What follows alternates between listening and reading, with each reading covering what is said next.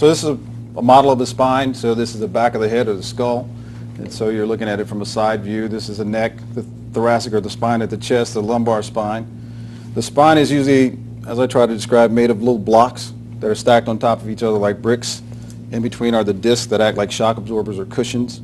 Over time, several things can happen to these things. They can wear down over time. The disc can collapse.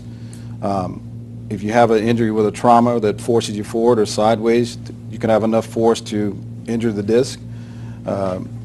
And symptoms such as radiculopathy or sciatica, which we talked about, pinching of the nerves, the disc can bulge back and press on a nerve that can press it against the bone, and that pinching or compressing of the nerve can give you the symptoms. I suppose in the model you've got there, these little plastic things between the white blocks. Does those represent the discs? These white blocks between the white little plastic cushions are the disc. The white area here is the bone, and these yellow things coming out are the nerves. I see.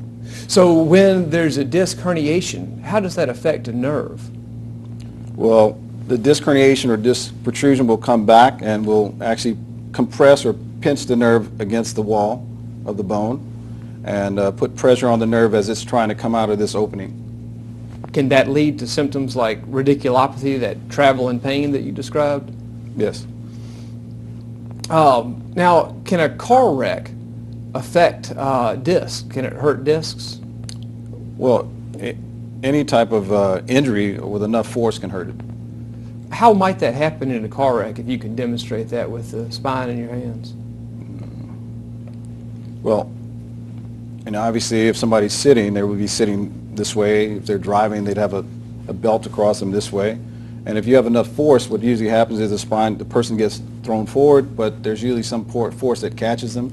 So you can put a force on the spine, what we call a flexion moment, where the spine goes forward. And with enough force, it can injure muscles, ligaments, discs that are surrounding that area. And then you usually get thrown back with a recoil force.